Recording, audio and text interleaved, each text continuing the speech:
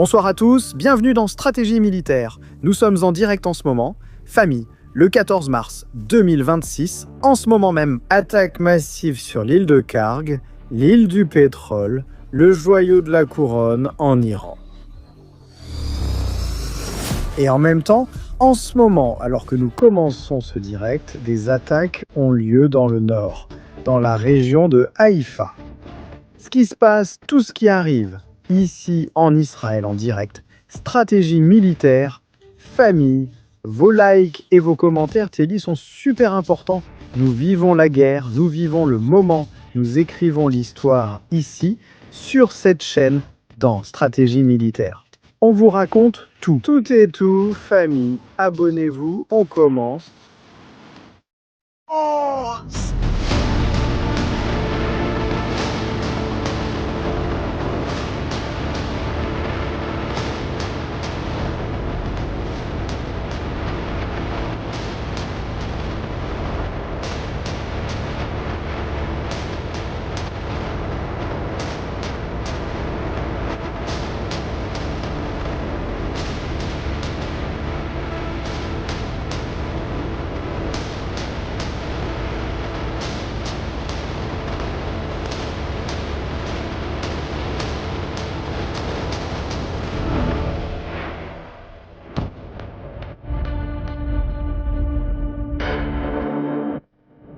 Famille, très bonne soirée, bienvenue sur Stratégie militaire, nous sommes en direct, précisément en ce moment même, alors que le nord d'Israël.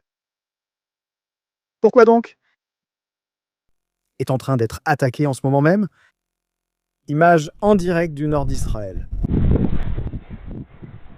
Conditions météorologiques difficiles aujourd'hui en Israël, avec un ciel nuageux, une faible visibilité, des nuages bas et de la pluie. Cela peut interférer avec les systèmes de défense antiaérienne. D'une certaine manière, cela peut réduire leur capacité ou non, nous ne le savons pas. C'est un grand mystère que nous pouvons découvrir. Au cours des prochaines heures, l'Iran a lancé des missiles contre Israël, Gush-Dam, Tel Aviv est l'endroit préféré pour lancer des missiles à sous-munitions. Beersheba a lancé une munition à tête unitaire qui a frappé en terrain ouvert. Nous avons des images, nous avons des photos de ce qui se passe en ce moment, mais ce n'est pas le sujet. Le sujet, c'est que Donald J. Trump a déclaré qu'il venait de lancer la plus grande attaque aérienne de l'histoire du Moyen-Orient. Et il l'a fait sur une île, l'île de Karg. L'île où 90% du pétrole qui sort d'Iran est raffiné, traité et transporté vers des navires.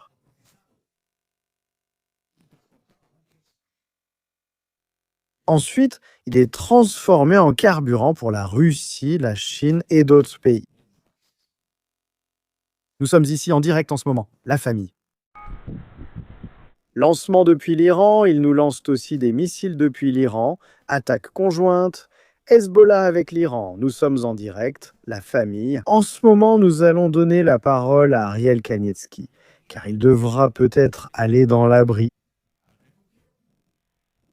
Nous donnons la parole à Ariel, présent avec nous, venu de Judio. Histoire. Kanievski, nous sommes ici, il nous tire des missiles en ce moment. Merci Tasmut. Là, bonjour. Bonjour. Oui, pardon, c'est que j'étais occupé. Il lance des missiles. L'un d'eux a déjà retenti, c'est-à-dire la sirène de l'un d'eux a déjà retenti au nord. Nous n'avons pas encore de rapport sur ce qui s'est passé. Je te partage en direct pour que tu vois ce qui se passe. Partage-moi en direct. C'est tombé au sud de Haïfa, mais je crois que c'était le Hezbollah. Non. Non, c'est l'Iran, d'accord. C'est l'Iran, oui, c'est l'Iran, ça c'est l'Iran, et il y en a un autre. Maintenant, il y a un autre lancement depuis l'Iran. Également vers le nord et vers la région des vallées du nord, la région de Beit Shean, et vers la région du nord, encore une fois vers le nord, c'est-à-dire l'un après l'autre. Deux lancements. Même maintenant, en ce moment, les sirènes retentissent dans la région de Safed. Regarde, on le voit ici, je l'ai aussi affiché. Des sirènes, et ce tir doit venir du Hezbollah, c'est-à-dire le tir de maintenant. que les sirènes retentissent maintenant à Safed. Ça a l'air de venir du Hezbollah. Bon, voyons voir quelle stratégie ils vont adopter maintenant.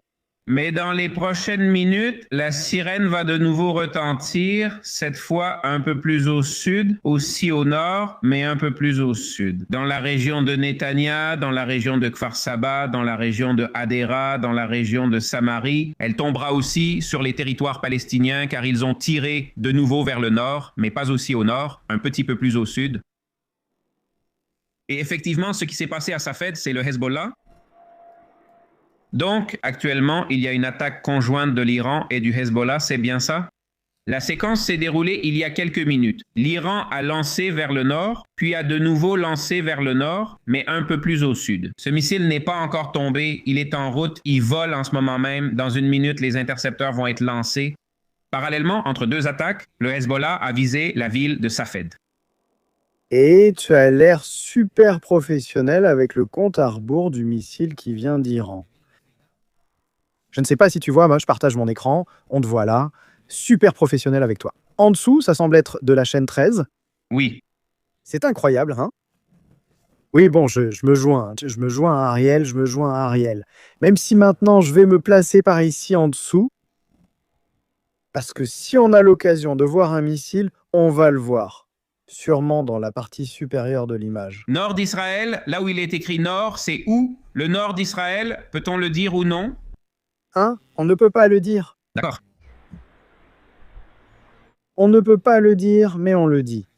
L'une, c'est Haïfa, l'autre, c'est le Liban, en regardant vers Israël. Et l'autre, c'est le nord d'Israël. Il y a des alarmes qui arrivent, hein? Oui, il y a des alarmes qui arrivent. Hein? Des alarmes arrivent. Dans la région de la vallée, du nord au sud de la Galilée, c'est pareil, c'est le nord, mais un peu plus au sud, et aussi dans la région de la vallée du Jourdain, dans la zone de Beit Shean. Et dans toute la vallée du Jourdain. Dans la partie nord, aussi un peu dans la région de Samarie, c'est-à-dire dans les territoires palestiniens, parce que ces gens-là s'en fichent. Une seconde, on rebranche la caméra, c'est fait. Caméra reconnectée. Merci. Et dans toute la zone de Wadi Ara, c'est une zone qui se trouve également au sud de la région de Galilée, qui est une région principalement arabe. Aussi parce qu'au nord, il y a une région très très grande où vivent les Arabes, qui s'appelle la zone du triangle, qui est là, la zone de Wadi Ara. En fait, si tu regardes la carte, tu verras que beaucoup de villages portent des noms arabes là-bas. Al-Fam, Arara, Kafr Kara, tous ceux où la sirène retentit, maintenant tous ceux-là sont des villages arabes. Ça descend un peu plus au sud, non? Ça descend vers le sud, ça s'approche de la zone de Netanya. Encore des sirènes. Plus de sirènes, oui, tout cela dans la zone de Netanya. Je vois de la fumée sur la caméra d'Ise. Je vois de la fumée sortir, sans savoir ce que c'est. Où ce qui a pu se passer? Je vais baisser un peu le volume 10. Je reviens en arrière.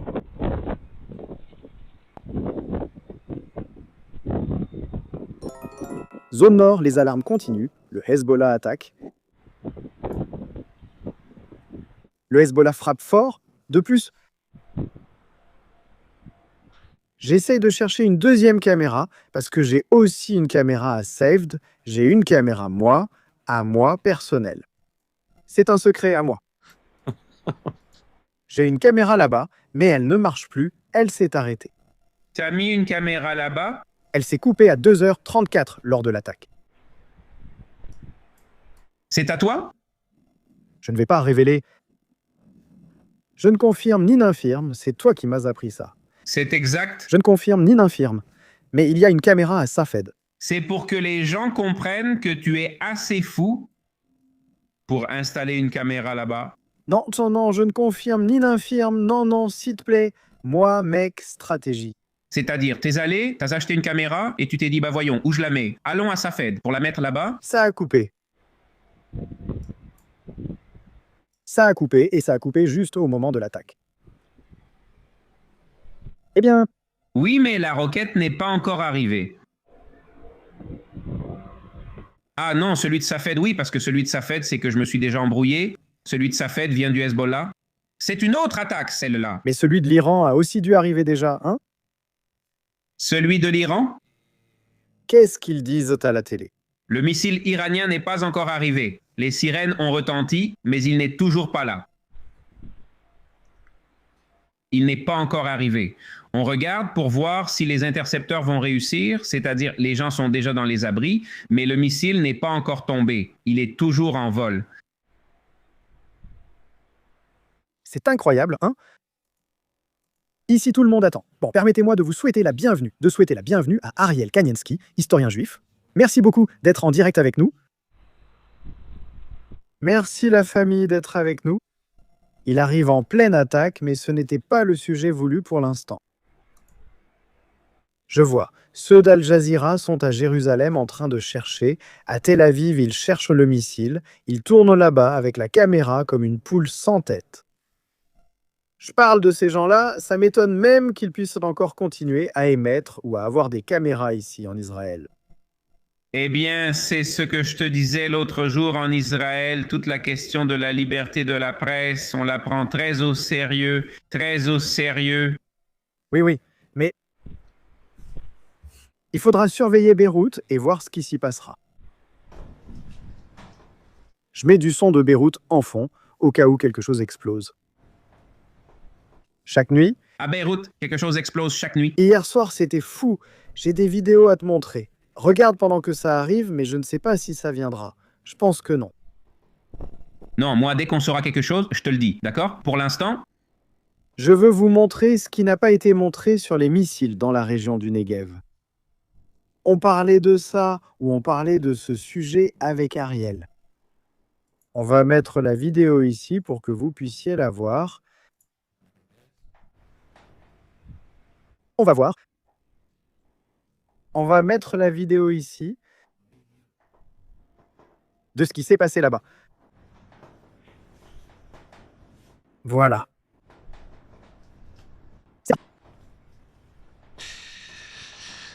C'est ce qui se passait. Je vais désactiver l'alarme. On la désactive. Ça, on l'a vu. Bien sûr, Al Jazeera, ils sont là depuis 4 heures, et ce n'est pas peu. Je dis plus de 4 heures, depuis que le missile est tombé. Ils passent ça en boucle, le missile est tombé ici.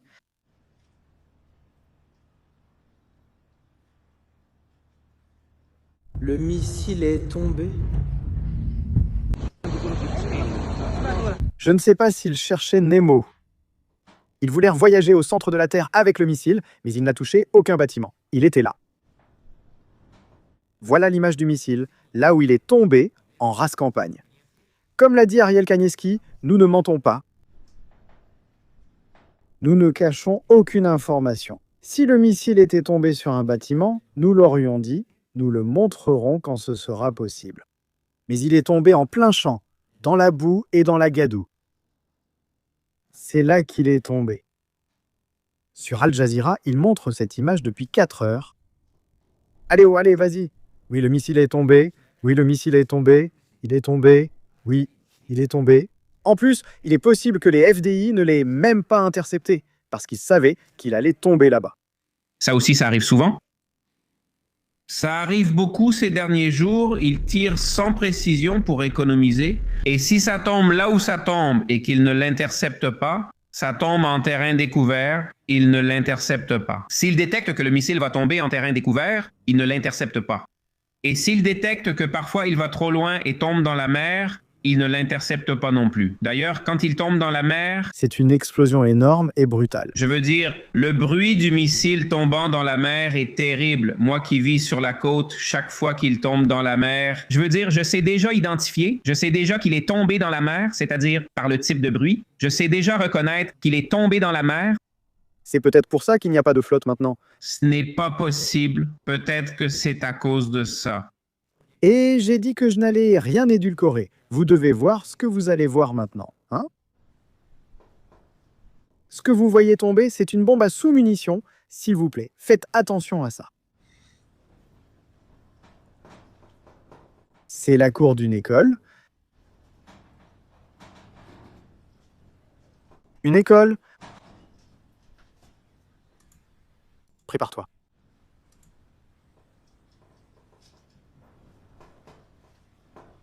Ouf. C'est la bombe à sous-munitions qui tombe du ciel. Depuis l'Iran, avec amour pour les écoles.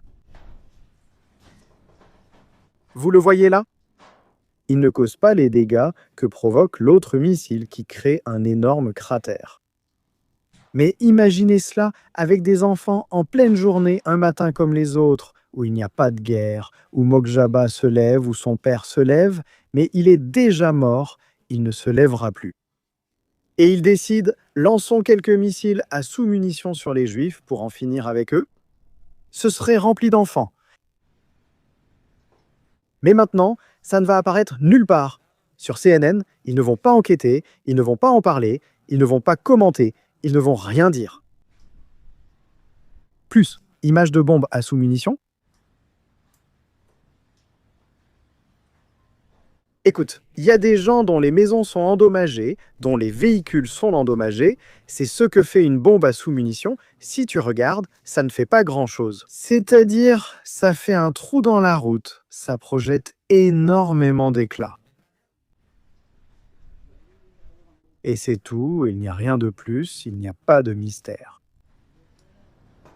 Il n'y en a pas. Mais bien sûr, si tu es pris dedans, là oui, là ça va te faire mal. Ariel, qu'est-ce qu'il dit aux infos? Il y a quelque chose. On a un impact, hein? On en a, c'est ça. L'Iran a lancé 2 missiles vers le nord, les 2 ont été interceptés et en parallèle, le Hezbollah a attaqué à Safed. Ils ont aussi été interceptés, mais l'un des missiles que l'Iran a lancé vers le nord qui a été intercepté, un morceau du missile est apparemment tombé sur une maison en Haute-Galilée. Et les ambulances arrivent. En ce moment, nous ne savons toujours pas s'il y a des blessés ou des victimes, mais il est confirmé qu'un morceau de missile, et non le missile entier car il a été intercepté, est tombé sur une maison. Nous allons attendre, dans les prochaines minutes, nous saurons s'il y a des blessés ou des victimes. Espérons que non. Espérons que non. Espérons que non. Oui. De toute façon, je continue d'insister, la cadence de tir est... Ce qui se passe, c'est que bien sûr, quand ils lancent ce type de munitions, la question des bombes et à sous-munitions est un problème, c'est un problème. Est-ce que cela peut être une réponse à Donald Trump? Parce que regardez ce qu'a dit Donald Trump, on va le mettre ici. C'est le sujet de ce soir. Ce n'est pas cette attaque qui nous a tous pris par surprise. Ni même lors de nos changements de stratégie de l'histoire juive aux stratégies militaires.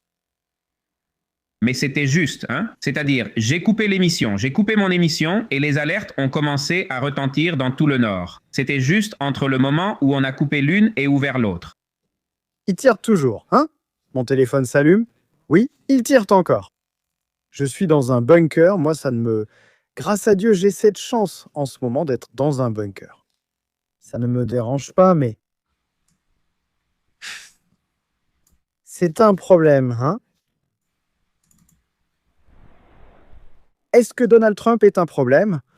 Il y a quelques instants, sous ma direction, le commandement central des États-Unis d'Amérique a exécuté l'un des bombardements les plus puissants de l'histoire du Moyen-Orient et a complètement anéanti tous les objectifs militaires. Sur le joyau de la couronne de l'Iran, l'île de Karg, nos armes sont les plus puissantes et les plus sophistiquées que le monde ait jamais connues.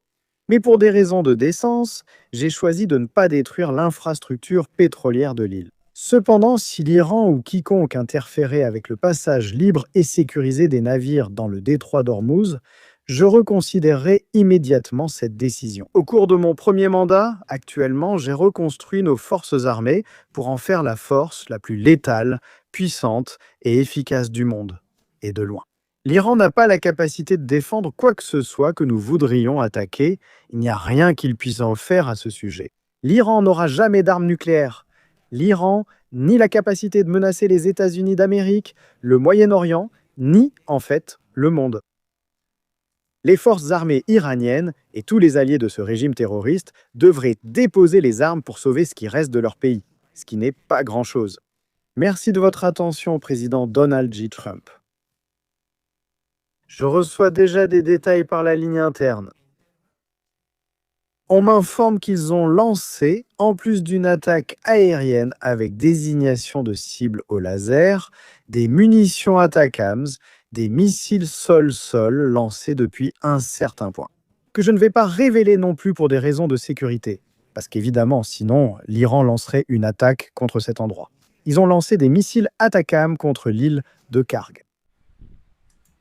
Et au fait, nous devons voir ce que Naïm Qassem a dit. Mais avant cela, nous devons diffuser la vidéo de la partie adverse. Que s'est-il passé en Iran? Que se passe-t-il à Téhéran? Que se passe-t-il ce soir? Eh bien, voici la vidéo de ce soir à Téhéran. Nous avons la vidéo ici.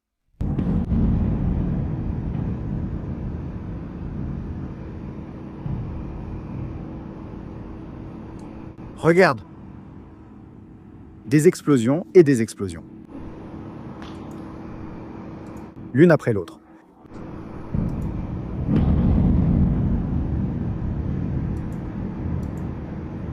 Mon Dieu! Waouh! C'est vraiment très fort, Ariel. Beaucoup aimeraient que ce soit Tel Aviv. Pour beaucoup, ce serait le fantasme des fanatiques. Eh bien, aujourd'hui, il est sorti. Notre ami du Lodo en disant que l'Europe a besoin de dirigeants comme le procureur général, comme le juge général d'Iran. Moi, je reste stupéfait par ces gens, par cette histoire. Je ne sais pas jusqu'où nous allons aller. Je suis étonné qu'ils écrivent encore sur les réseaux sociaux. Mais tu as vu ce qu'a dit Naïm Qassem aujourd'hui? Oui, j'ai vu qu'il a dit quelque chose. Il a dit... Bon, je te lis. Oui, le chef du Hezbollah. On va mettre la photo pour ceux qui ne le connaissent pas. Au fait de Mokshaba ou Mokshaba, il disant qu'il est défiguré, qu'il est dans le coma, qu'il lui manque une jambe, qu'il est défiguré. il est dans un état pire que son père. Qu'est-ce qu'on n'a pas dit sur lui? Eh bien, Naïm Qassem, le chef temporaire du Hezbollah... Temporal. Non, c'est Yoav Gallant qui l'a dit. Lorsqu'il était le ministre de la Défense, il a dit « chef temporaire ». En tant que Hezbollah et résistance islamique, nous poursuivrons notre soutien à la Palestine pour sa libération, comme pour Gaza, en sacrifiant de nombreuses vies. Premier petit message. Table suivante. Nous avons actuellement un système de défense légitime contre l'agression israélienne et américaine. Nous avons exprimé à plusieurs reprises que notre patience a des limites. À 3 reprises, à 3 niveaux de direction, nous avons organisé des réunions pour discuter de l'agression et conclu que ce n'était pas le moment approprié. Nous voulions lui donner une autre chance. C'est-à-dire, Naïm Qassem voulait donner une chance à l'Iran, à Israël, enfin l'Iran, bon, je ne sais pas quelle chance Naïm Qassem doit donner à Israël, mais cela s'ajoute aux demandes de plusieurs partis qui nous ont demandé de leur donner une autre chance. Je ne sais pas si ce sera Macron. Après l'agression contre l'Iran et l'assassinat de Khamenei, nous avons décidé que les conditions étaient réunies pour faire face à l'ennemi. Ils nous attaquent depuis 15 mois, ils ont tué notre imam et notre commandant. Si l'opération était conjointe, frapper l'Iran affaiblira l'ennemi et permettra d'obtenir un meilleur accord. Accorde? Merci. Après l'attaque contre l'Iran et l'assassinat de Khamenei, nous avons estimé que les conditions étaient réunies. Tu penses qu'il va y avoir un accord? Non. Non, il n'y aura aucun accord. Il ne peut pas y avoir d'accord. Il y aura un accord, oui, avec le gouvernement du Liban. Un accord avec le gouvernement du Liban. Il y aura un accord avec le Hezbollah? Non. Eh bien, on s'y attend, car il s'emballe déjà. Une fois l'opération conjointe, nous pourrons affaiblir l'ennemi, Israël, dit-il. Seule la résistance peut éviter la destruction du Liban. Nous sommes prêts pour une longue campagne. Si Dieu le veut, Israël sera surpris par notre bravoure sur le champ de bataille. Leurs menaces ne nous font pas peur. Attention, car maintenant va venir la phrase magique que quelqu'un qui portait le turban dans ce cas noir a déjà dite. Avant lui, nous allons mettre des photos de la maison. Avant lui, il y a eu un type qui l'a dit. Leçon tirée de la guerre précédente. Nous attaquons désormais les soldats ennemis par des attaques mobiles, sans position fixe. Viennent-ils de le découvrir? C'est maintenant. C'est le comble du ridicule de l'histoire du Hezbollah. Il a fallu depuis les années 90 pour comprendre qu'il faut attaquer l'ennemi et courir vers une autre position. S'ils viennent seulement de le découvrir, c'est qu'ils sont restés dans les positions d'où ils attaquent en attendant Israël, c'est pour se faire tuer. Eh bien, ils ont fini par mourir. On menace d'une manœuvre terrestre, ce n'est pas une menace, mais un signe d'échec de l'ennemi, car dans le combat rapproché, nos combattants obtiendront des résultats. En ce moment, Israël ne peut pas atteindre ses objectifs. Et attention, avec cela, je vais mettre de la musique.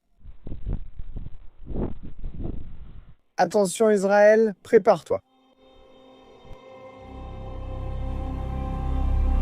Naïm Kassem dit ce qui suit. Lorsque le ministre de la Défense dit que si le gouvernement libanais ne contrôle pas le Hezbollah, Israël prendra le contrôle de la zone. Nous lui disons « Personne ne se met en travers de votre chemin. Venez, prenez le contrôle de la zone et nous verrons si vous pouvez la garder et vous y stabiliser. Vous n'aurez pas de succès contre cette résistance, cette armée et ce peuple. » Qui a dit cela auparavant?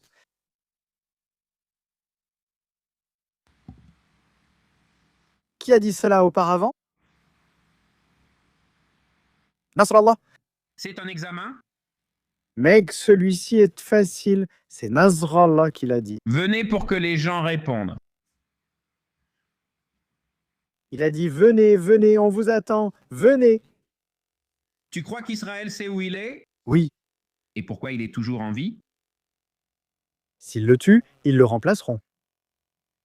Bon. Tu ne sais pas qu'en ce moment même, il est en train de penser et de dire « Vous savez où je suis, et ce que je viens de faire, c'est passer pour un débile, littéralement, et que demain même, il pourrait me balancer un missile et m'éliminer. Tu sais ce que c'est de vivre avec ça? »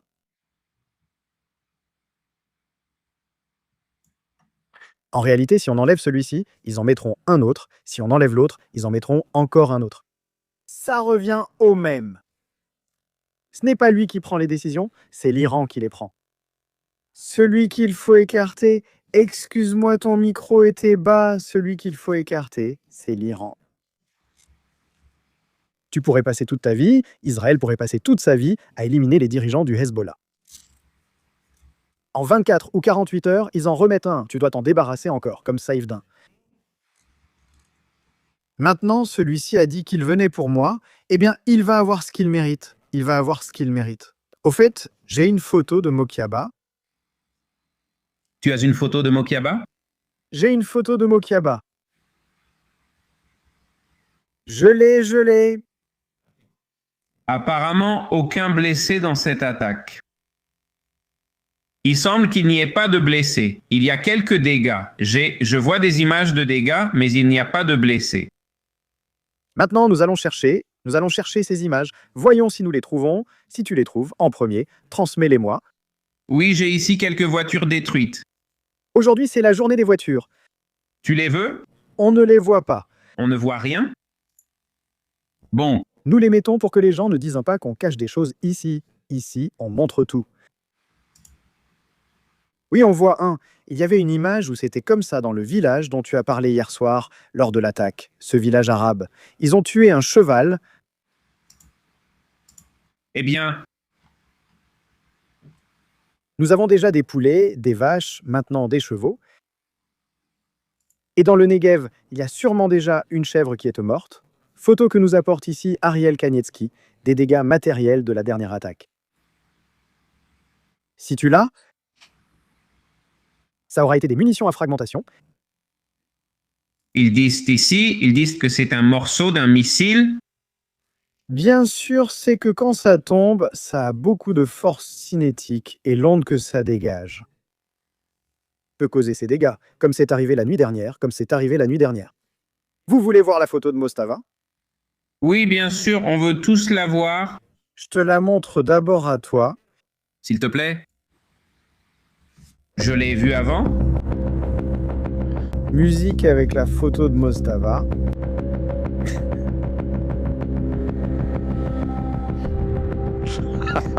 Celle de...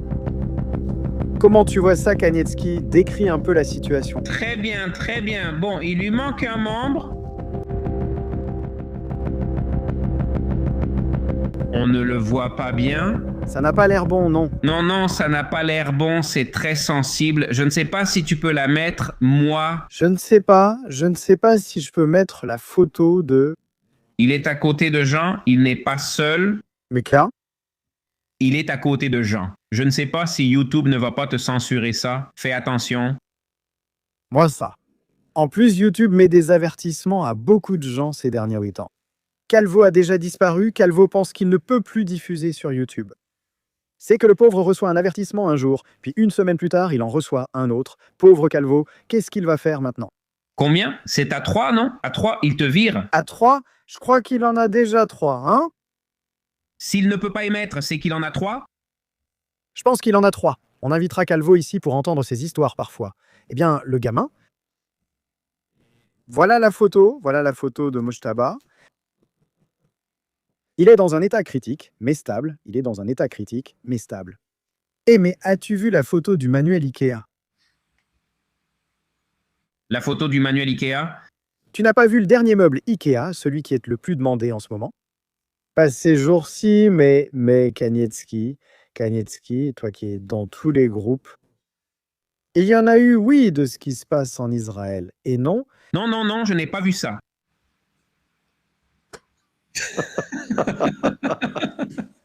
Tu dois le monter avec des instructions. Allez, gamin. Très bien. C'est incroyable. C'est vraiment super. Hildecarg, qu'est-ce qu'on allait vous raconter? On allait vous raconter ça? Regarde, vidéo. L'île de Karg en Iran.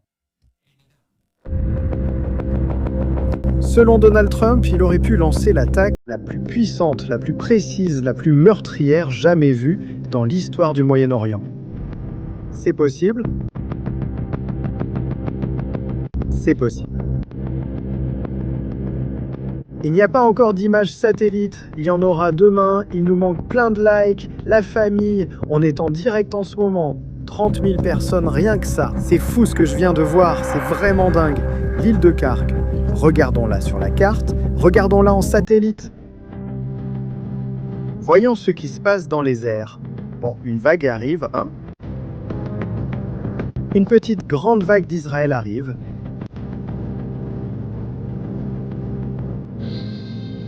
Les avions citernes dans les airs. Ou bien ils pensent, ou ils sont en train de penser qu'il pourrait y avoir une attaque contre Ben Gurion, ou bien il y a des opérations militaires en cours. Parce que ils ravitaillent et ils ne se cachent pas.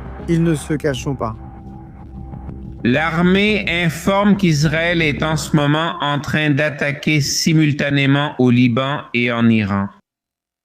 2 mondes, 2 opérations. Oui. Et la WACS de l'OTAN, parce qu'hier soir, l'Iran a tiré sur la Turquie. Il est en vol. La WACS est en vol. Ici, nous avons un ravitailleur au milieu du golfe Persique qui surveillera les aéronefs qui attaquent l'île de Karg. Où ils seront là pour évaluer les dégâts, je ne sais pas ce qu'ils feront, mais il y a des avions de chasse dans cette zone. D'ici, nous avons le couloir qui va vers la Jordanie, Israël, Jordanie, Irak, Téhéran, ouvert, l'autoroute est ouverte. Et pendant que des avions arrivent avec plus de munitions, des avions avec plus de systèmes de défense anti-aérienne, d'autres choses arrivent. D'ailleurs, il vient juste de décoller. Le MQ Triton que vous voyez ici depuis la Sicile, où il est basé. En ce moment, comme ils n'utilisent pas Al-Udeid au Qatar, ils ont retiré les drones de là-bas et les ont amenés dans cette zone. D'ici, il va partir et arrivera dans quelques heures à l'île de Cargue pour évaluer. Et en plus, l'Italie a fait décoller. Au cas où, avec son radar aérien ultra avancé technologiquement, un Gulfstream G550, au cas où l'Iran tenterait quelque chose et qui a la capacité d'y arriver. Je continue d'insister sur le fait qu'il possède des missiles de plus de 2000 km, qu'il ne les a pas montrés. Ou bien qu'il ne peut pas les montrer, ou qu'il ne veut pas les montrer. Mais il pourrait attaquer la Grèce ou atteindre le sud de l'Italie, ce qui fait que l'Italie prend déjà des mesures préventives. Ils les ont sorties car ils craignent une menace. Ça ne me paraît pas mal, en plus je trouve que c'est la bonne chose à faire, et c'est normal pour un pays sérieux. L'Espagne, qui possède le détroit de Gibraltar, où nous savons que l'Iran a des contacts avec le Front Polisario, avec d'autres groupes terroristes en Afrique, n'a pas déployé de patrouille aérienne pour contrôler le détroit de Gibraltar. De toute menace, attention, on pourrait avoir une surprise. Regarde les États-Unis, Ariel, qui dit que l'Iran peut attaquer la Californie avec des drones. Et nous, en Espagne, nous ne voulons rien savoir ni rien entendre. Bien, en ce moment, nous avons ça, l'île de Cargue, on va sortir d'ici et allons en Iran. Ce serait l'objectif, l'île qui est la clé du pétrole iranien, non pas parce qu'on y produit du pétrole, car il n'y en a pas, il n'y a pas de champs pétrolifères. Ce qu'il y a, ce sont les plus grandes réserves. Jusqu'à 30 millions de barils peuvent être stockés dans ces réservoirs et on peut remplir environ 2 pétroliers par jour avec du pétrole. Ce pétrole qui est extrait par l'Iran, ce centre de cet endroit, lui rapporte beaucoup d'argent, énormément d'argent. Selon Donald Trump, ils ont détruit la capacité militaire de l'île. Cette capacité militaire, on peut amener à cette zone portuaire d'ici, à cette base d'ici, à cette zone d'ici, ainsi qu'à cette autre ici. Il y a des bunkers, parce que je me souviens qu'il y avait une série de bunkers cachés par ici à l'intérieur. Une sorte de grotte souterraine. Mais on n'a pas touché à l'installation pétrolière. Est-ce que ça a pu être détruit? De plus, ce port, dont nous verrons les images satellites demain, appartient sûrement aux gardiens de la Révolution. Cette zone ici que nous voyons, la zone de l'aéroport, a aussi pu être touchée, mais attention. Peut-être qu'elle a été touchée, mais peut-être pas suffisamment. La détruire complètement. Quoi? Parce que si les États-Unis envisagent à un moment donné de lancer une opération d'assaut sur l'île, ils pourraient utiliser l'aéroport pour acheminer de la logistique, ensuite une logistique qui leur permette de se protéger. Par exemple, des attaques de drones. On peut rapidement acheminer des systèmes anti-aériens portatifs sur l'île. On peut renforcer l'île pour qu'elle ne soit pas attaquée depuis l'Iran, qui est très proche. Même si je pense que nous n'en sommes pas encore à ce scénario, car il serait difficile de survivre. Des attaques de missiles balistiques à courte portée sur des positions stratégiques de l'île. Une île très petite où l'Iran pourrait causer beaucoup de dégâts. Et lors d'une opération suicide, il pourrait essayer, dans cette opération suicide, de détruire la question de la centrale. Raffinage, celle que nous voyons ici, pourrait arriver. Ariel, qu'est-ce qu'ils disent de l'attaque? Du nouveau? Non, pour l'instant, rien de plus. Nous n'avons pas plus d'informations sur cette attaque. J'ai une exclue pour toi. Tes exclusivités me font peur, surtout à 3 heures du matin, elles me font peur. Nous parlions cet après-midi avec ton invité iranien, Moshem, sur ta chaîne, dans Judo Histoire. Que les Bassidjis étaient chassés, Oui? qu'on lançait des attaques pour les chasser. Oui, bien. D'abord, ils ont essayé de se cacher sous les ponts. Et Israël leur a montré que les munitions lancées sous les ponts fonctionnent aussi. Regarde où sont les Bassidjis en ce moment. Dans un tunnel,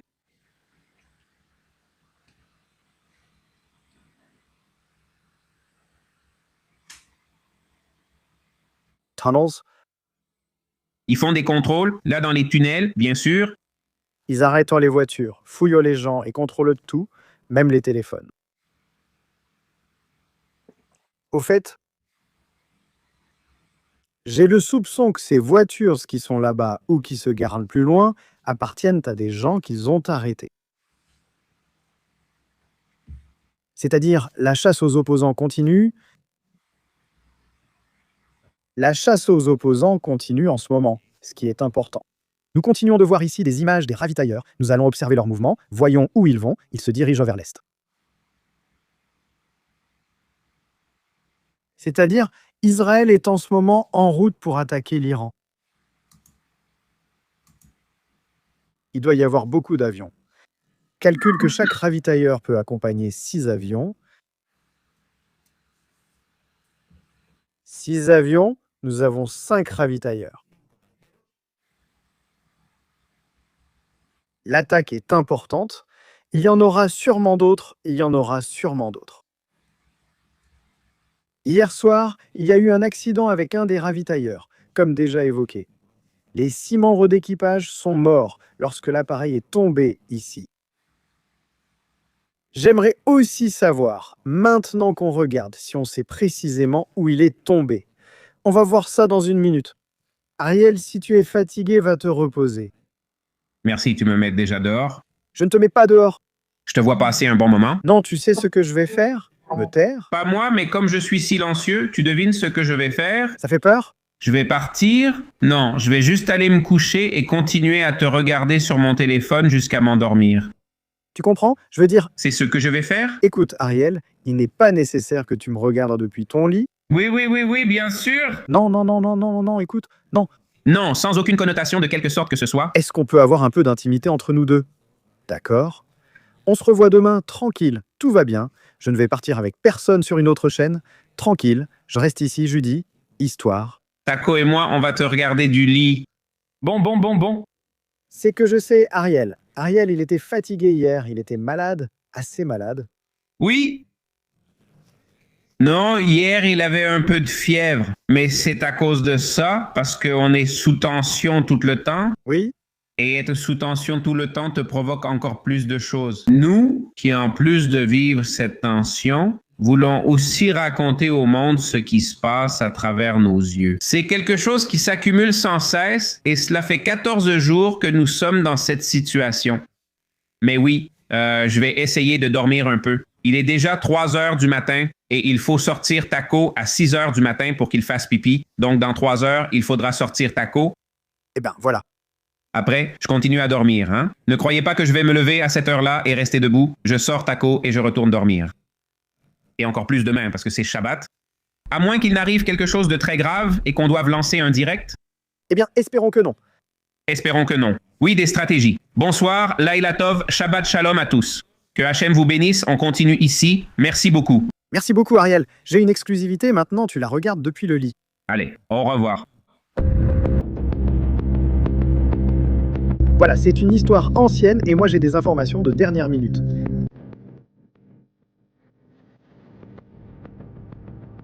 Pendant qu'il se passe des choses en Iran, des choses qui se passent aussi en Irak,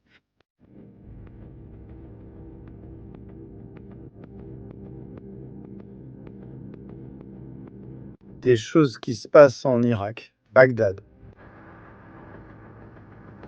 Est-ce qu'une attaque de quelque sorte a eu lieu? Je pense que ça sent le Mossad ou un haut dirigeant.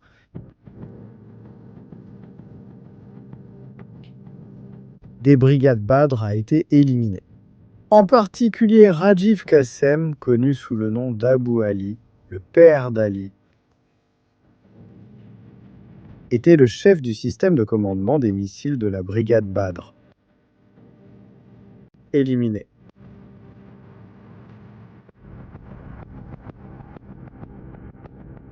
Axios. Israël a planifié, c'est grave, hein? C'est énorme, c'est énorme. La famille...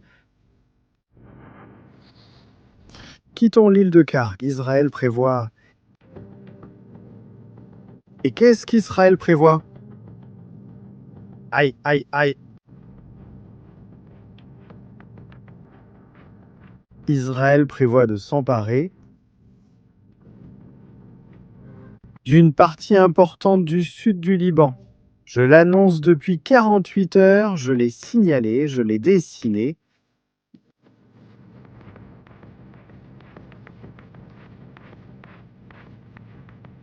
Je l'ai dit.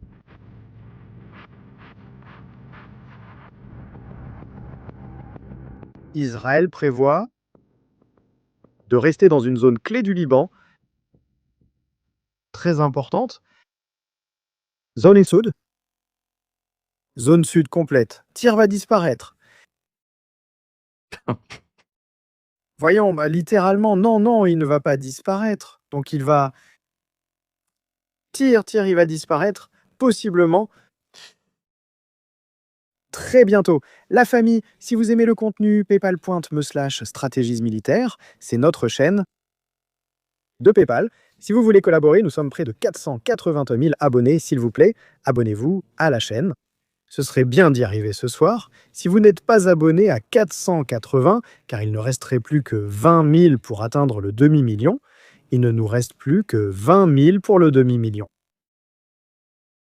d'abonnés. En stratégie militaire, si on additionne ceux des stratégies militaires en direct, on serait déjà à plus d'un demi-million. On serait déjà à 600 000. Mais bon, beaucoup de gens suivent les deux chaînes. Ne jouons pas avec ces chiffres, soyons réalistes. Nous raconterons les faits tels qu'ils se passent. Et à propos du fleuve Litanie, grande opération militaire. Quand est-ce que ça va arriver? Eh bien, ce serait une très bonne question. Quand cela pourrait-il arriver?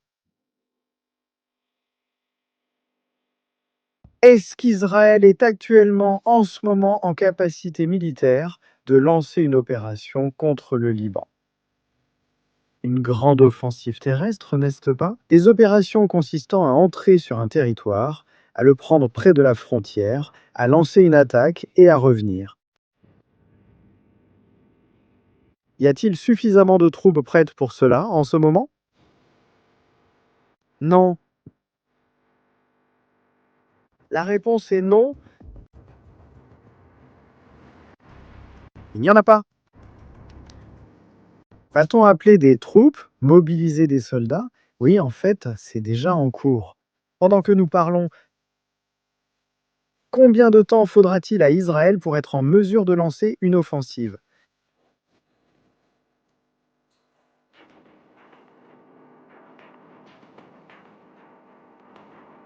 Combien de temps cela va-t-il prendre? Nous sommes le 14.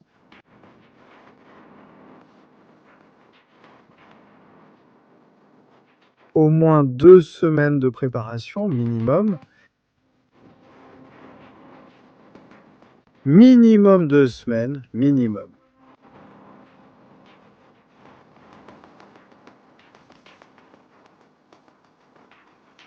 Regardez la vidéo.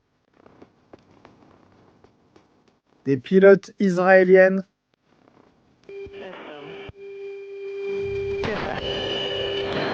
Ils vont me fouiller, c'est sûr.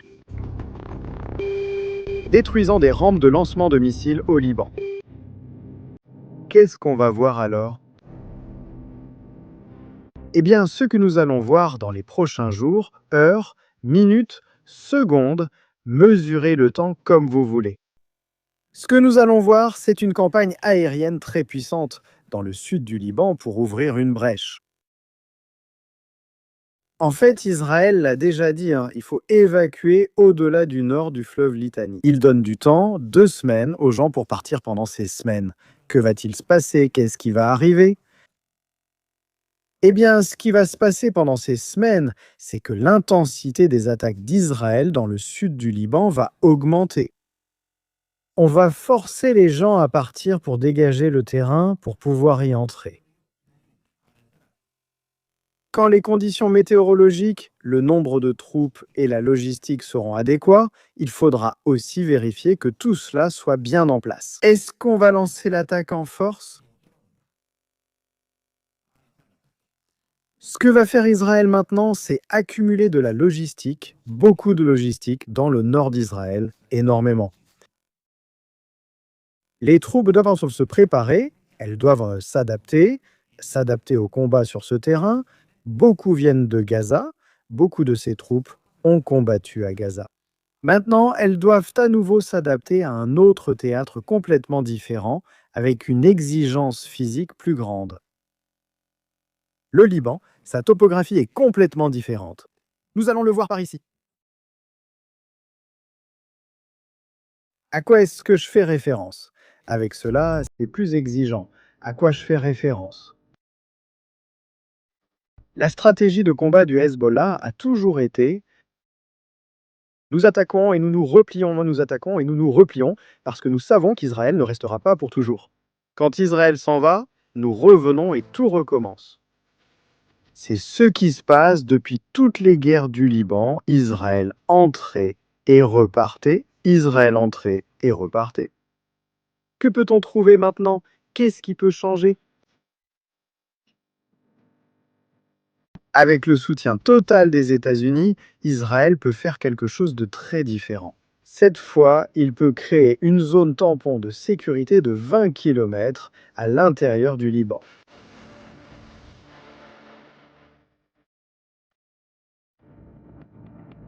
De quoi parlons-nous?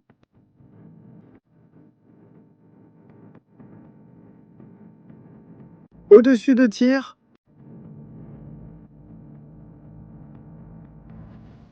de 20 à 30 km de ligne de sécurité. Nous le voyons par ici.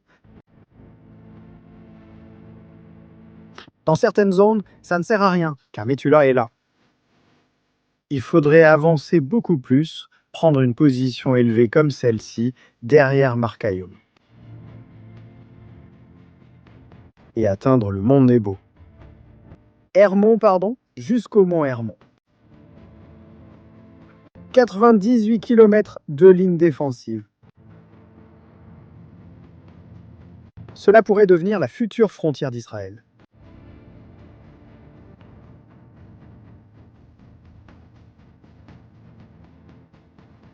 L'histoire du fleuve Litanie ne tient plus. C'est du passé, maintenant c'est différent. Et bien sûr, les soldats vont se retrouver face à un paysage comme vous le voyez.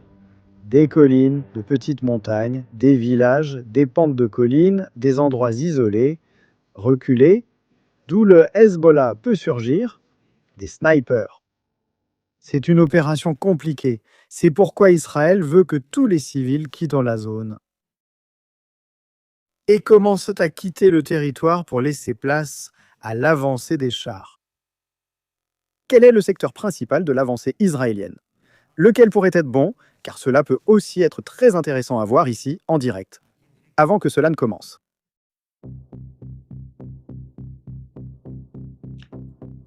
Que s'est-il passé pendant la guerre de 2024? Israël était aux portes de Tyr. Il leur a fallu des semaines pour atteindre une zone clé.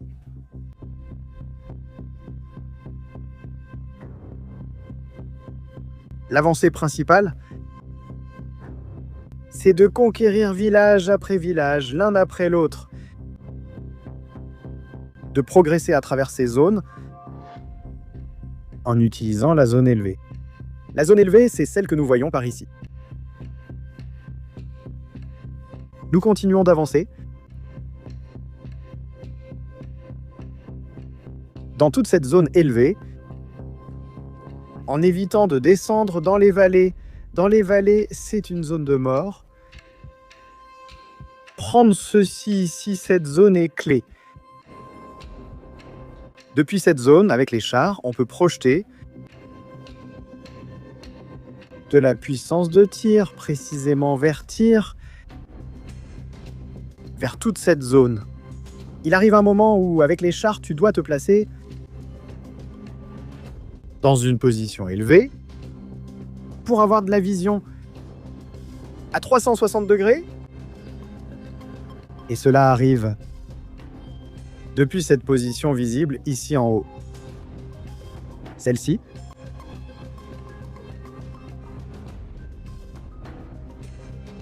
C'est la position clé, le homard. Ici en haut, regarde toute la vue que tu as sur toute la vallée. Tur.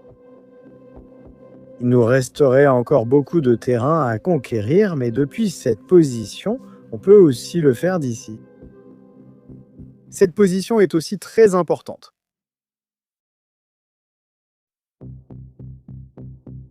En passant la frontière,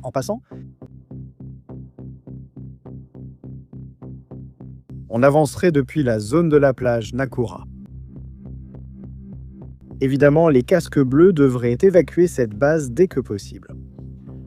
Tout ce territoire serait utilisé. Les chars emprunteraient des sentiers tracés lors de la guerre précédente. Iswara les connaît-il? Aura-t-il posé des pièges? Ça ne va pas être une opération facile, loin de là.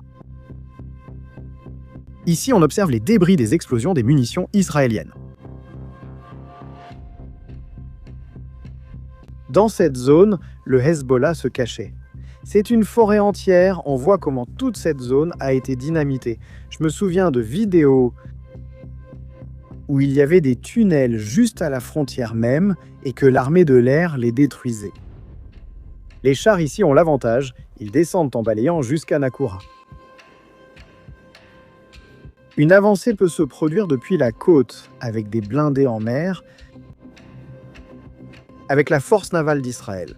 Facile d'avancer par ici. Et prendre ce point, à nouveau, ce point est clé et il est justement occupé par les Nations Unies. C'est leur base principale, l'une de leurs bases principales. Prendre position ici et tu as de nouveau le contrôle. Tu as une vue à 360 degrés sur ce qui se passe autour. Après ça, il faudrait passer à la colline suivante. Continuer par ici. Nous arrivons au point que nous avons mentionné plus tôt. Rassembler les troupes à un endroit précis pour lancer l'assaut à portée de tir. La capitale du Hezbollah au sud. Un autre jour, on dessinera des flèches et tout ce que les gens aiment tant. La zone de Metula, c'est quelque chose de très préoccupant. Que va-t-il arriver à nos amis de Metula? En ce moment même, Israël avance par Khiam. Il va complètement prendre la position de Khiam.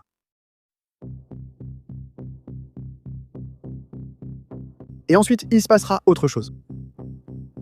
Depuis Khiam, 2 points seront ouverts. Un axe vers Marjayoun, une autre des capitales du Hezbollah. Depuis Marjayoun, ils ont une vue sur Metula. Là, nous le voyons.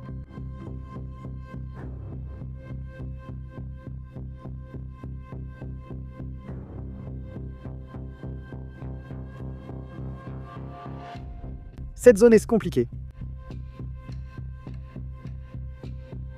Voici Metula.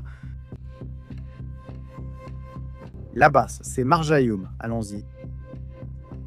Prendre toute cette zone, la zone haute de Marjayoun, avoir le contrôle de ce qui se passe aux alentours, continuer d'avancer. Ici, ils vont croiser quelqu'un que nous connaissons. La base de l'Espagne au Liban.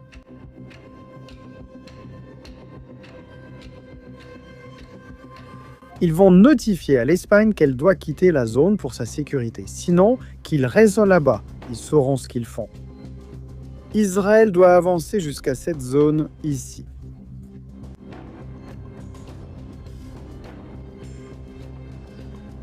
Vous voyez la gorge de cette rivière, c'est le fleuve Litani.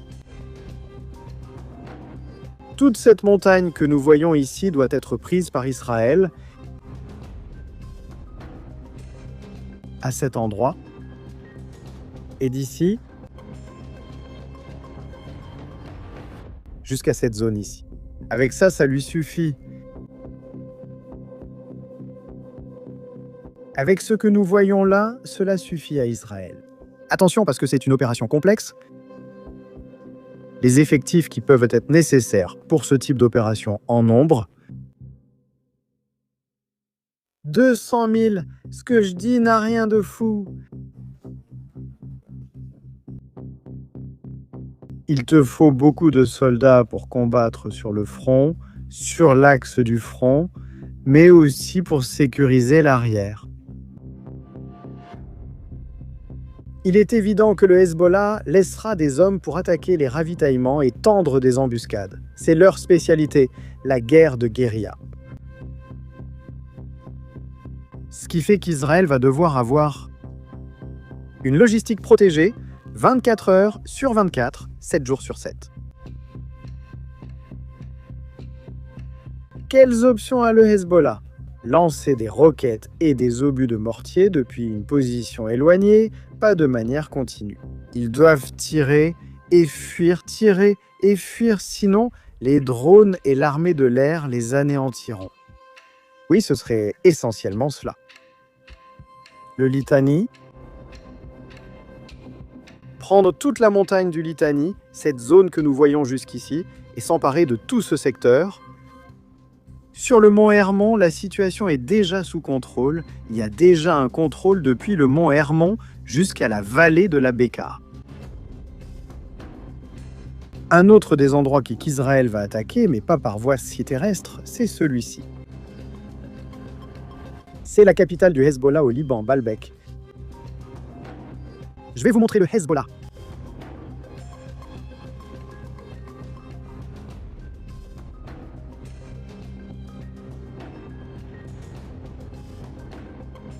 C'est la capitale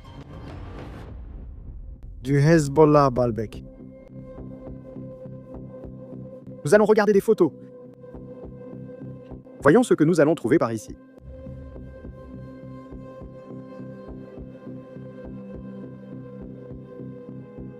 Sur l'une de ces photos, il y aura un musée où ils exposent des armes des différentes guerres du Hezbollah.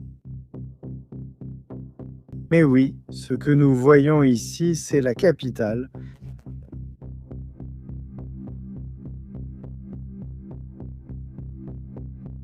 Par les airs, cela va devenir très très compliqué.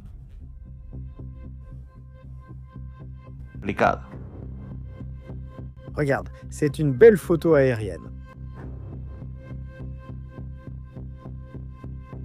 Vallée de la Béka, organisation criminelle, trafic de stupéfiants, armes, terrorisme, ils circulent dans toute cette zone comme chez eux. C'est la capitale. C'est l'ancien passage qui venait de Syrie avec les armes d'Iran. Baalbek depuis Malbec. Ils ont construit des tunnels qui, selon la légende, s'étendent sur des centaines de kilomètres et qui transportent ces armes jusqu'à Beyrouth. Est-ce que c'est vrai? Est-ce que ce n'est pas vrai? Eh bien, il faudra le voir, il faudra le vérifier. Quelle mission attend Israël? Le destin qu'il attend au Liban, une grande mission, très très grande. Attention à la vidéo que nous allons regarder maintenant, la famille. L'Iran? Nous allons le regarder. Les drones décollent.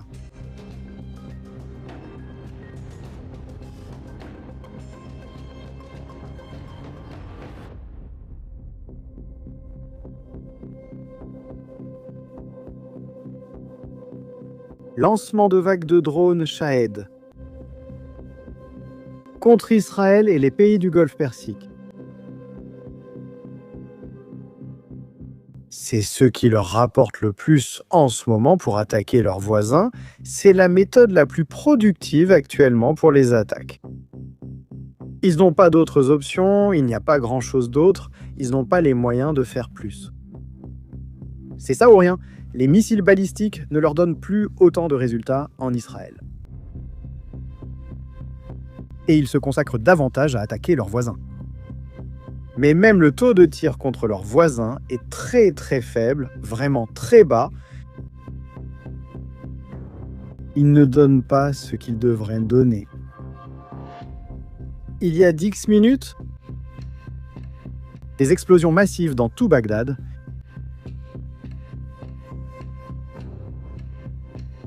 Au milieu des attaques continues de l'armée de l'air américaine contre les forces paramilitaires iraniennes. Des attaques à Bagdad.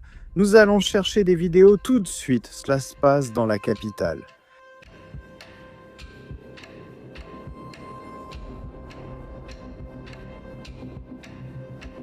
Allons-y la famille, on est en direct.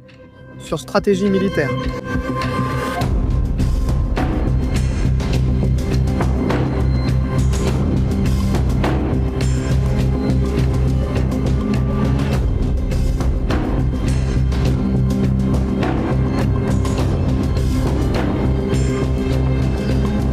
Première vidéo que l'on voit là-bas. Un incendie n'est pas très impressionnant non plus. Voyons ce que nous trouvons d'autre.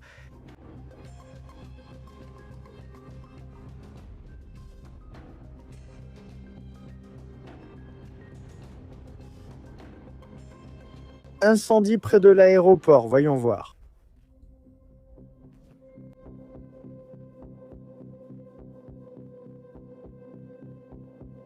La voilà.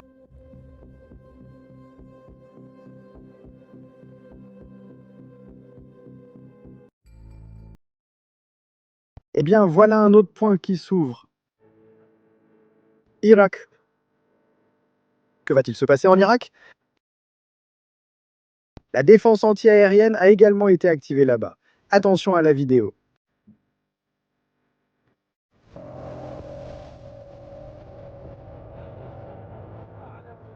Ils lancent des attaques avec des drones. Ils attaquent les États-Unis d'Amérique là-bas.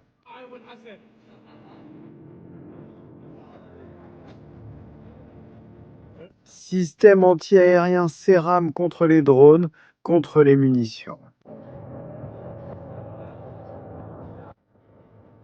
C'est ce qui se passe en ce moment en Irak. Irak.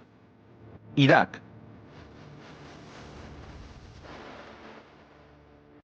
Le groupe chiite pro-iranien, Asaf al-Khaf, revendique la responsabilité de l'attaque survenue après le déploiement du porte-avions français Charles de Gaulle.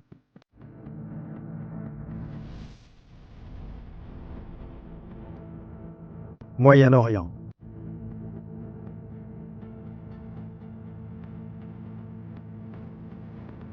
Voyons ce qui va se passer en Irak, qui est plus proche d'Israël qu'on ne le pense. Attention, hein? Faites attention à cette guerre. De nombreux détails et événements en cours.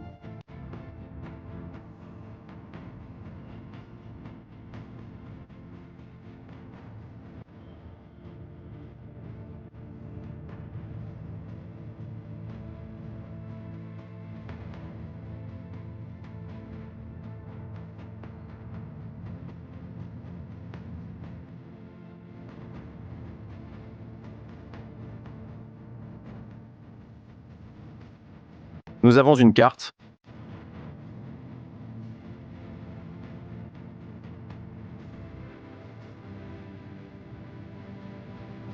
Nous avons une bonne carte, très bonne. Ouledekarg. Qu'est-ce qui a bien pu se passer là-bas? Qu'est-ce qui a bien pu se passer là-bas?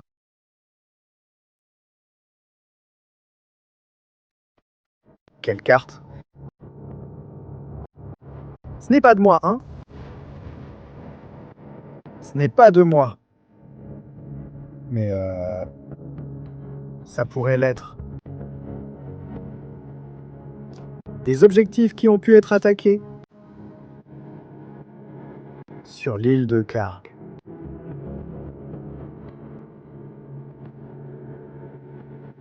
Batterie antiaérienne. Une autre par ici, une autre par là. Une autre là-bas.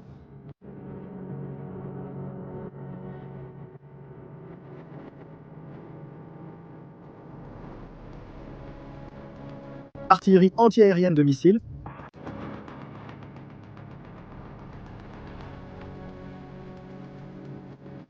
Canon anti-aérien, un autre canon anti-aérien par ici.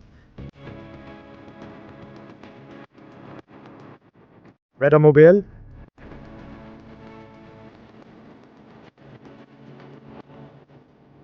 Système de guerre électronique, celui que nous voyons ici. Canons anti-aériens par ici.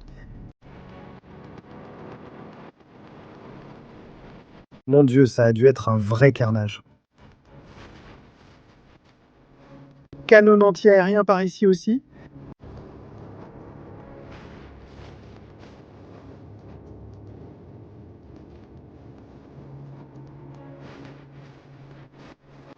Celui-ci est mort, Mosavi est mort. Il a visité l'installation en 2019, celui-là est déjà tombé. Comme je le disais, la base navale de la Gardien de la Révolution. Nous ne nous sommes pas trompés là-dessus. District militaire de Caron. Ce que nous voyons ici, allons dans la zone intérieure. Radar, système de communication, batterie anti-aérienne, système Hawk. Ces missiles viennent du système Hawk des États-Unis. Ils sont très anciens, très anciens. Nous faisons une reconnaissance maintenant de ce qui a pu être attaqué sur l'île de Karg. La famille, nous sommes en direct, la famille. Vos likes, super important, nous n'avons que 13 000 likes. En voyant ce que les États-Unis ont détruit sur cette île.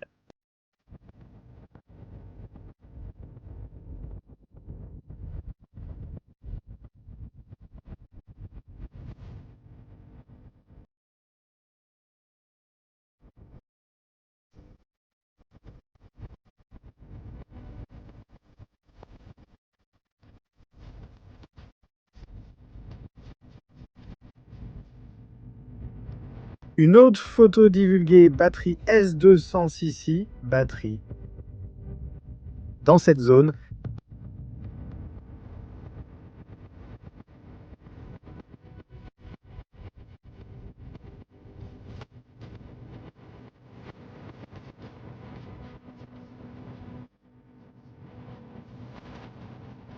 système Astoramun.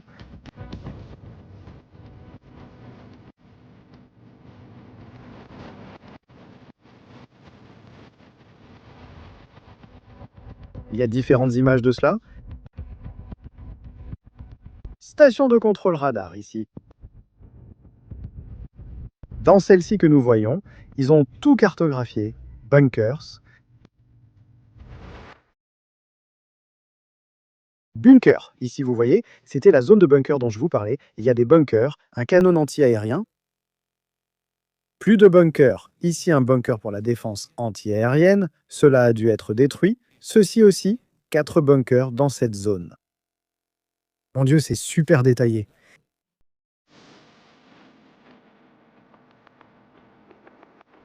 Super détaillé.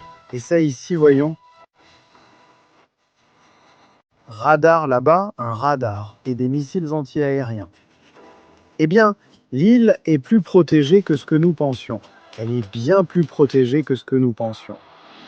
Du coup, ils auront balayé tout ce secteur. Allons voir.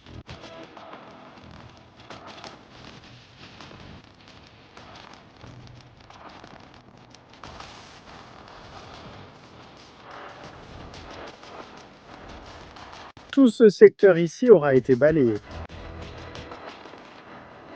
Toute cette zone. Bien sûr, 100%. Toute cette zone a été balayée cette nuit.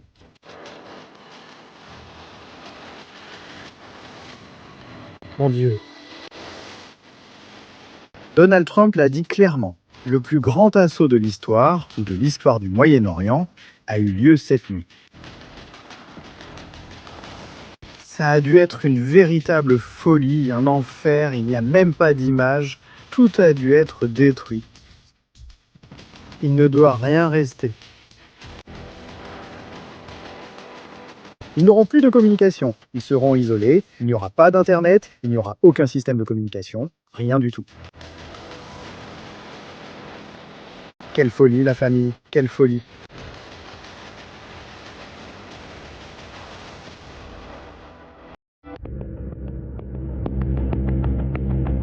Nous avons une vidéo.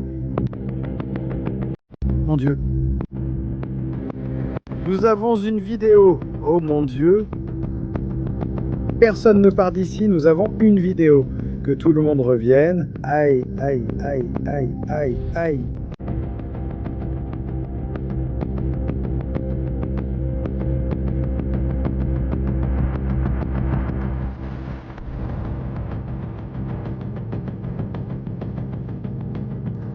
Oh mon Dieu.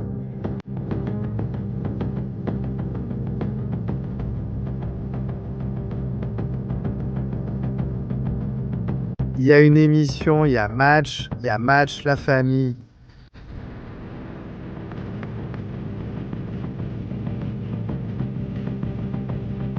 Nous sommes en direct en ce moment.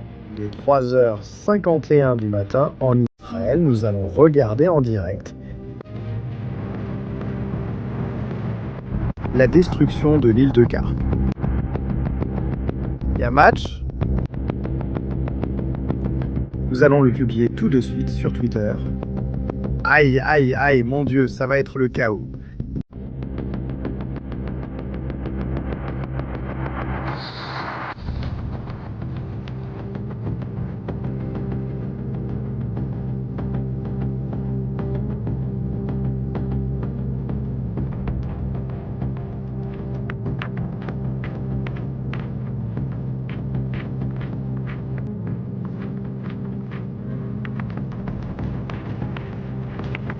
Faut voir ça, hein? Ici, tout le monde se lèche déjà les badis. Il faut voir ça. Famille, vos likes, vos commentaires, stratégie militaire. La vidéo arrive, postez tout de suite. Je viens de poster sur Twitter, s'il vous plaît, retweetez ma dernière publication tout de suite sur Twitter. Attention, on retweet tout. Exclusivité en ce moment. Île de Karg en flammes. Il faut trouver ici une bonne chanson. Voyons celle-ci.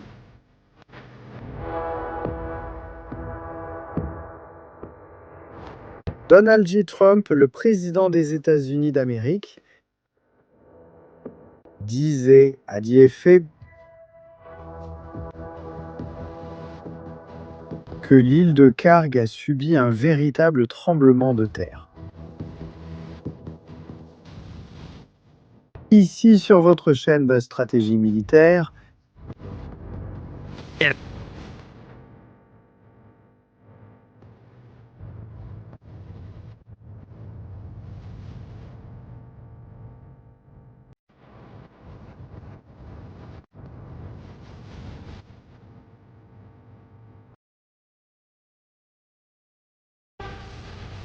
en pleurant de voir cela s'effondrer.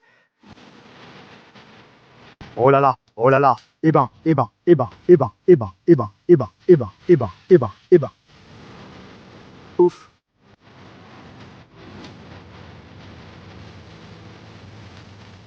Mon Dieu.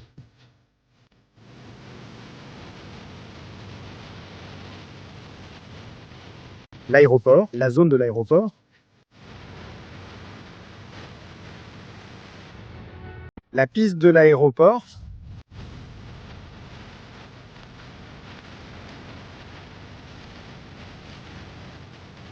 Dieu.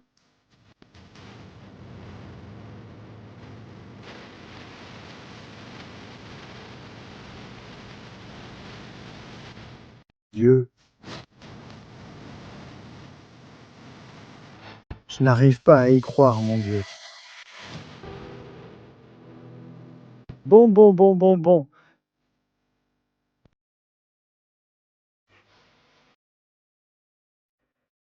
Quelle minute? Quelle minute? Mon Dieu. Hécatombe. Une véritable hécatombe des États-Unis.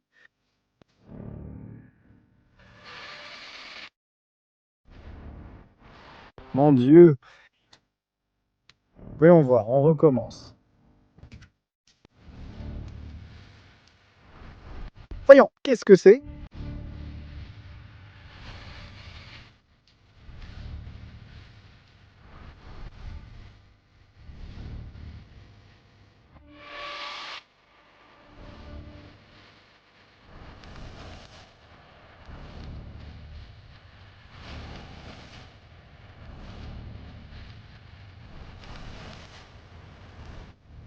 Bon, on va géolocaliser.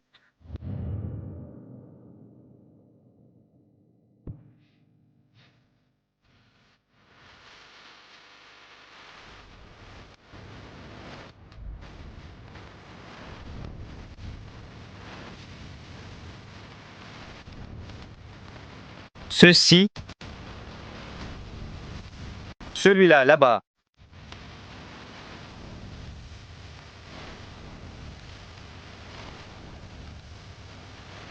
Celui-ci, ici.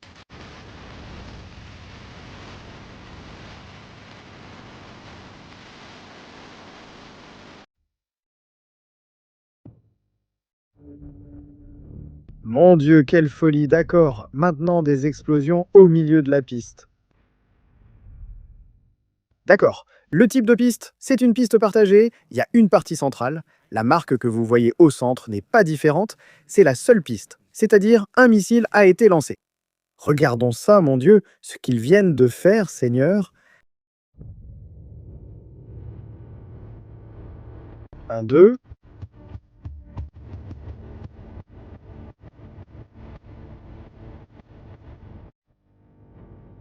3.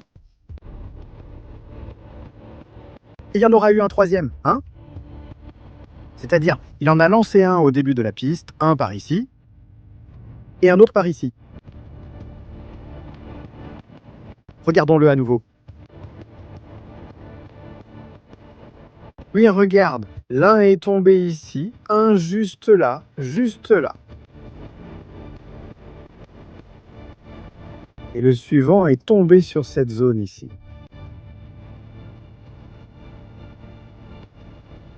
Eux, ils vont avoir plus de mal que moi à sortir d'Israël. De là, plus rien ne vole.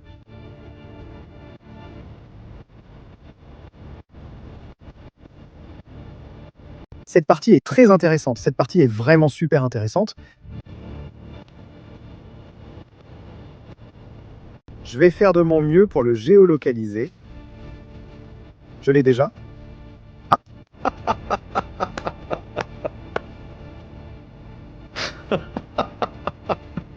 Je n'arrive pas à y croire. Elle est là. Je n'arrive pas à y croire. Eh bien. Voyons voir. Épique, épique. Voyons voir. Il n'y a pas de truc ici, hein? C'est sans triche ni supercherie.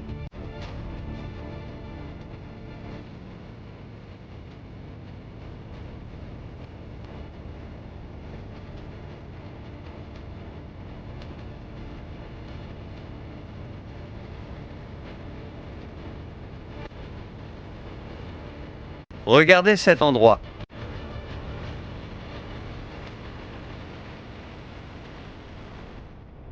Comme ça, à peu près, pour que vous compreniez. Ah ah ah, je n'arrive pas à y croire. Bon, c'est géolocalisé, c'est très géolocalisé. Merci. Oh là là. Bon, voyons étape par étape ce qui est tombé là, ce qui est tombé là. Vérifions.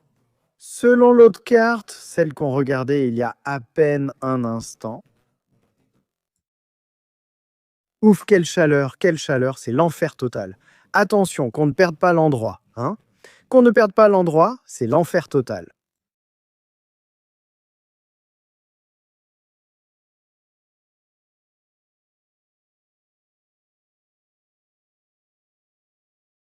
Une seconde, hein? Nous faisons maintenant la partie compliquée. Ah, cette zone, ici c'est ça, d'accord? Des systèmes de batterie anti-aériennes ont été détruits. Les batteries anti-aériennes, d'où le canon, le centre de commandement, est ici. Vous voyez, c'est en temps réel, hein? C'est en temps réel. Il dit, pourquoi rit-il? Je ne comprends pas. Je ris parce que j'ai dit, allons le géolocaliser. La vidéo, je veux dire la localisation d'où ça tombe, je t'ai dit, allons le géolocaliser. Et justement, on était juste au-dessus. Allez, j'ai mis 1 millième de seconde. C'est un record, hein? C'est un record. Ensuite, ben, certains vont le poster, comme si c'était à eux, avec la géolocalisation, etc. On l'a fait en direct ici. C'est que l'image coïncide. Attends, on va le faire pour que ça coïncide. On va le tourner un petit peu. Comme ça, voyons comme ça. Et le baisser un peu par ici.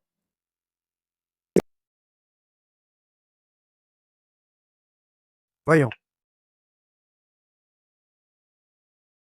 Un peu par ici. Un peu par ici, là. C'est-à-dire, le drone filme depuis cette position. Le drone des États-Unis filme d'ici, d'ici.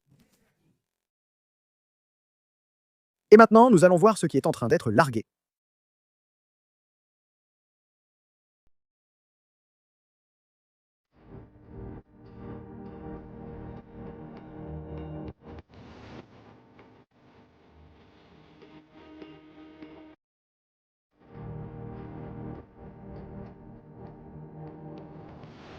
Voyons voir. C'est très grand, hein?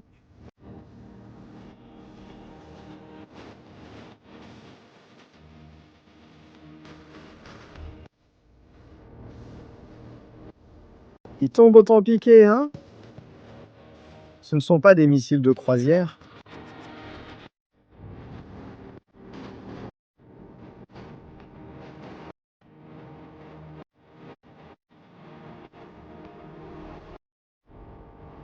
Puis ça attire l'attention.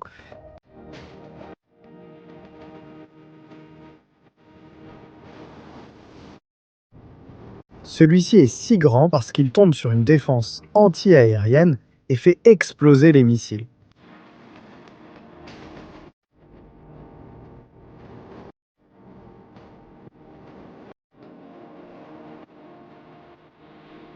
Ça pourrait être une JDAM, hein? Ça pourrait être des bombes JDAM ou ça pourrait aussi être des attaques EMS, hein? On m'a montré ça tout à l'heure en me disant de faire attention aux attaques EMS sorties.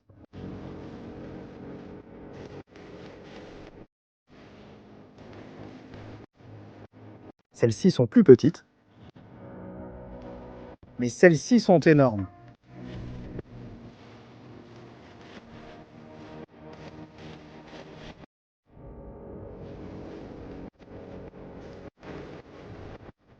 En fait, de facto,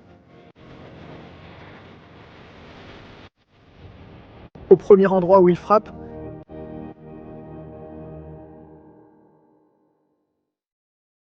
c'est tout ici.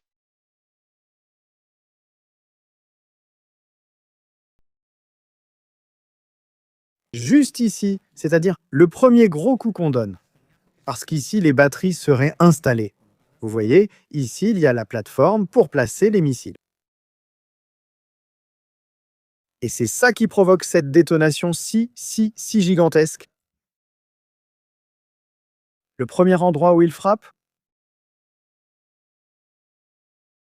En plus, il y a une trace de chaleur là-bas.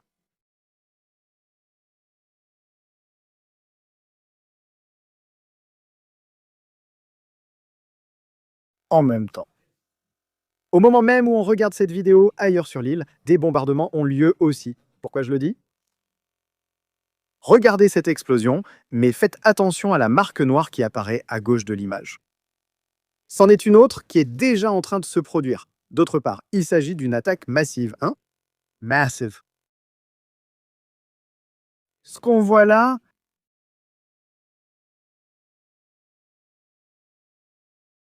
correspond maintenant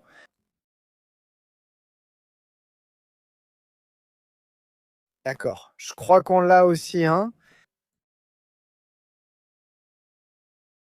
Mon Dieu, la tour de communication. La tour de communication.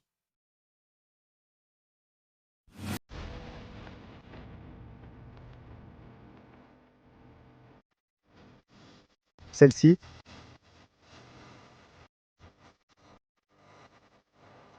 En fait, on peut la voir. Regardez ce que je vais dessiner.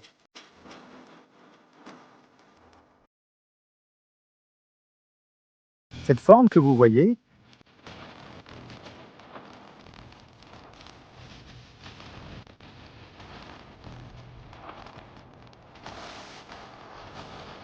c'est une sorte de fer à cheval avec la tour de communication. Là, on le voit dans la vidéo. C'est là que le projectile tombe sur la tour.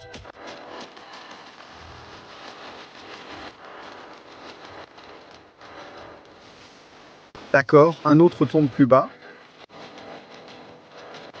D'accord, une batterie anti-aérienne Hawk. Celle-ci. Ici, voici les missiles. Vous voyez? C'est-à-dire celle qui est là-bas.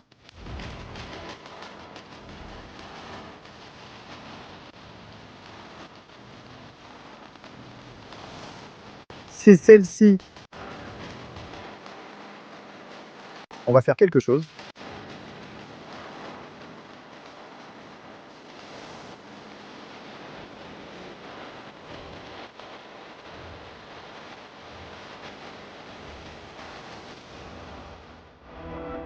Nous avons une tour. Ensuite, un peu plus bas. Ce qu'on a dit sur les missiles, ici, batterie de missiles, nous avons vu précédemment.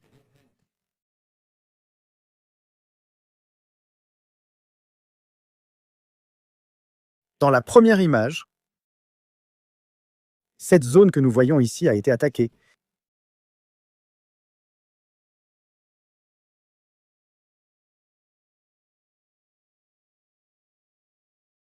Et les batteries anti-aériennes de cette zone ont aussi été attaquées. D'ici? D'accord. Première, continuons à regarder la vidéo. Allons-y maintenant, marche arrière.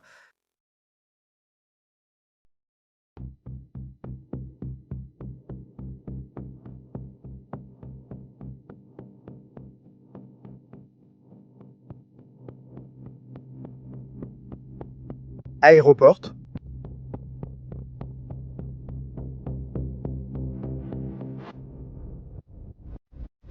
Une là.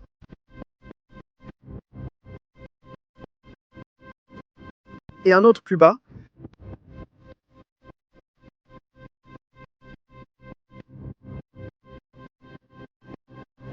Voilà, nous avons un aéroport.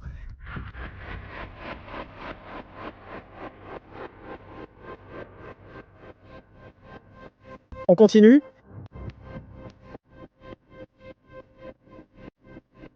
Deux ici.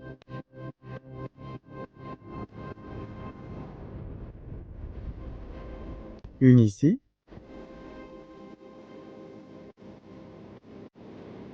Et une autre juste à côté.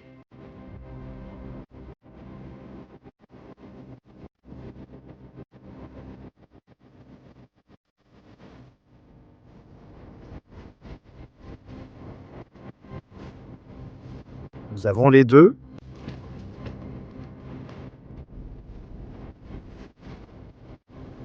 On recule.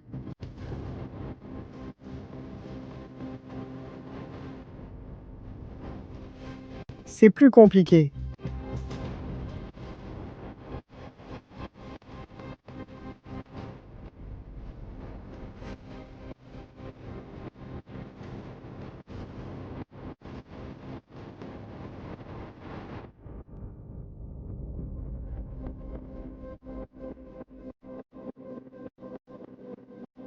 Celle-ci est un peu plus compliquée. Parce qu'ici, il mélange une image avec une autre.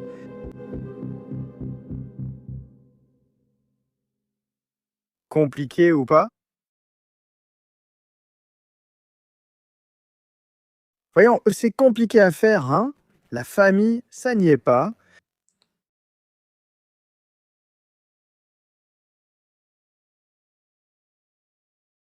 Ça pourrait l'être.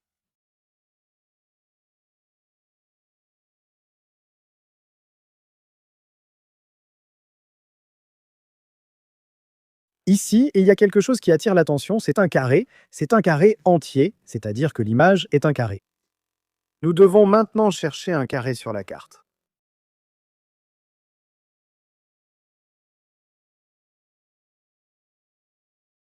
Nous l'avons. Nous l'avons. Je crois qu'on l'a, hein? Voyons, je vérifie un peu. On a la ligne du carré. Voyons. C'est difficile, hein?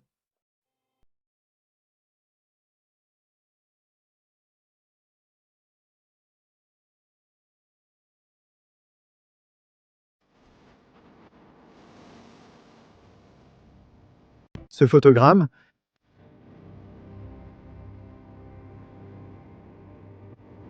Je pense que c'est crucial, hein? Voyons voir.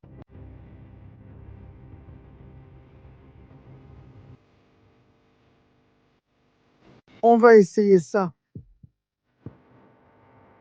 Le voir d'une autre manière. Voyons ce que nous avons ici, allons voir. Regardez, en haut à droite, il y a une signature thermique. Cela signifie qu'il n'y a pas de pipeline là-bas.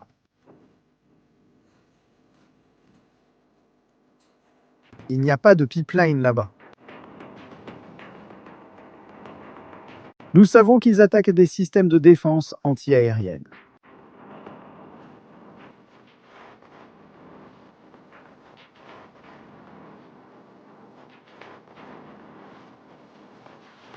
Et la partie inférieure gauche,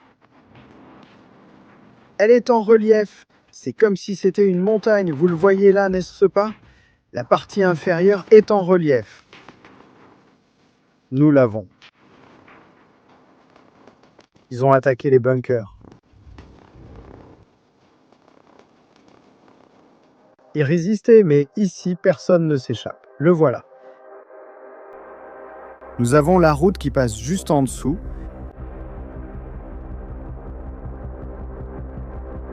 Je vais ouvrir complètement l'image pour que vous puissiez voir. La voilà. Nous avons la route qui passe juste en dessous, en bas à droite. Nous allons placer une image similaire à la vue du drone sur la carte.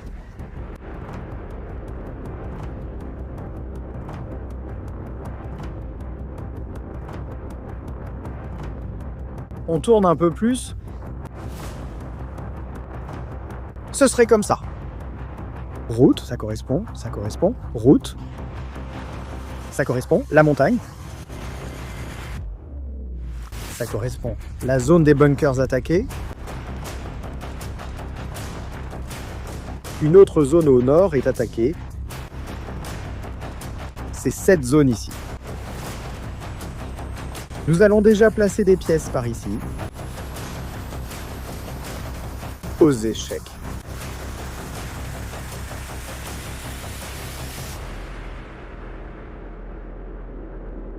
C'est pour ça qu'il y a une si grande explosion, parce que ce qui explose, c'est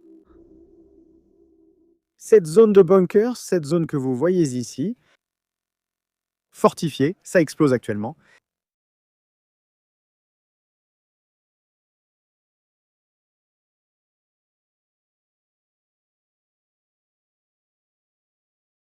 C'est génial. Très bien, la famille. Bon, eh bien, voici la première carte que nous avons. Des attaques contre l'île de Karg. c'est la première. Je vais la garder pour ce que nous venons de faire ici, en direct. Je pense que ça vaut la peine de la conserver. La voilà.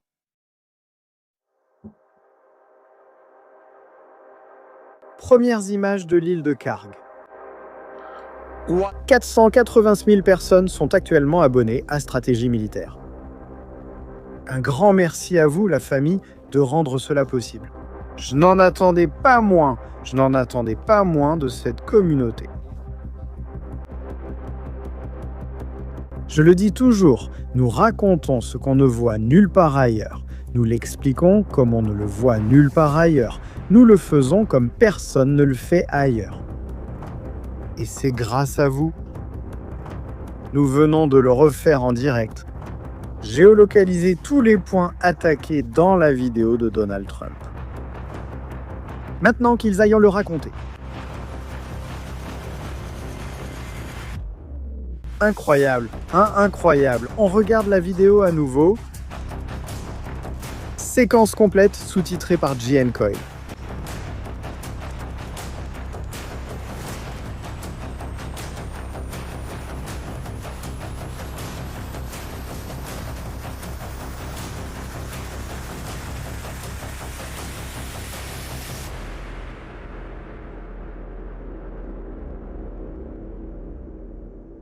Incroyable, hein? Waouh!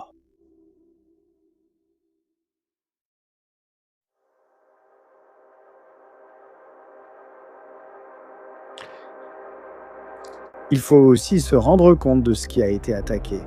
Toutes les défenses anti-aériennes de moyenne portée ont été supprimées, c'est-à-dire les missiles anti-aériens à portée moyenne. Sur l'île, la capacité de recevoir de la logistique par voie aérienne ou d'évacuer l'île a été détruite. L'île est maintenant isolée. Et attention, parce qu'il y aura d'autres vidéos, j'ai le sentiment qu'il y aura d'autres vidéos, c'est sûr, à 100%.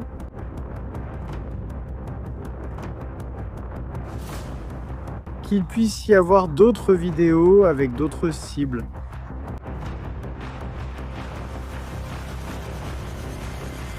Comment se passe la soirée? Comment se passe la soirée? Et la journée promet, hein?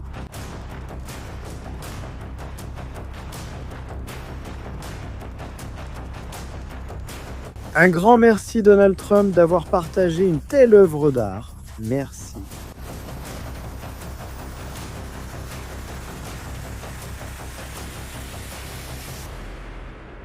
De l'art de la guerre. La famille. Ça y est.